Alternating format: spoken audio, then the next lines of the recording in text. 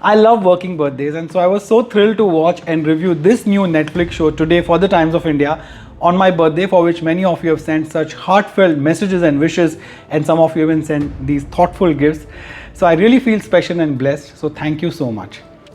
Back in 2004, an angry mob of women allegedly lynched the monster who had terrorized them for years. This happened in broad daylight inside the courtroom itself. This is their story, now streaming on Netflix in the third season of Indian Predator, Murder in a Courtroom. You can read my full review and the rating of this show in the Times of India. It was a plot straight out of a Bollywood film, but sadly for the people of Nagpur's Kasturba Nagar, it was all too real, especially for the women. They were living under the constant shadow of terror unleashed by one man named Akku Yadav, who had made their life a living hell. For 10 years before he was brutally stabbed as many as 70 times inside a courtroom, Akku Yadav had killed mercilessly and allegedly raped countless women of his own locality without ever facing the consequences for his unholy deeds. The police also turned a blind eye to his crimes, and he served a ridiculously low amount of jail time for them. These short jail stays only emboldened him to commit more gruesome crimes and literally get away with the murders. Writer-director Umesh Vinayak Kulkarni leads with the most shocking event of this true story and then takes us into the genesis of Akku Yadav's corrupt life. With many eyewitness accounts from his friends, lawyers and victims, he successfully manages to recreate Yadav's terror and unpredictable actions. But there is a lot of visual monotony in his execution, as it is all based in the dark and dingy bylanes and homes of Kasturba Nagar.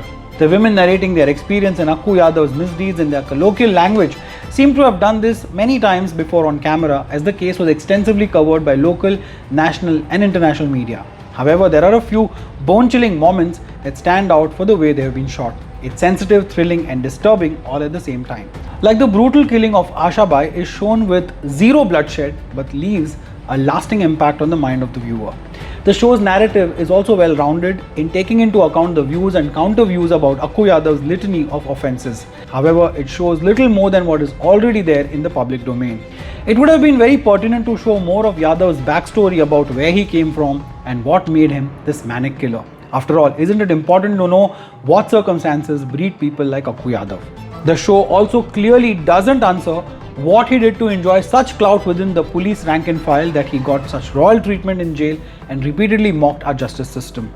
The makers briefly touch upon a few conspiracy theories around Akku Yadav's grisly murder in court, like the involvement of Ambedkarites, political mafia and urban Naxals. There is reference to severe caste bias, as Akku Yadav apparently only targeted Dalit women. However, none of this is explored in detail. For its third season, Indian Predator surely picks up an extremely baffling case of women power and vigilante justice, but digging deeper into the darker recesses of this crime and its perpetrators would have made for a more relevant and insightful watch. Well, that's my review, which you can read in more detail along with the rating in the Times of India. Have you watched Indian Predator, Murder in a Courtroom? And if yes, then what did you think of it? Did you know about this case or did you follow it?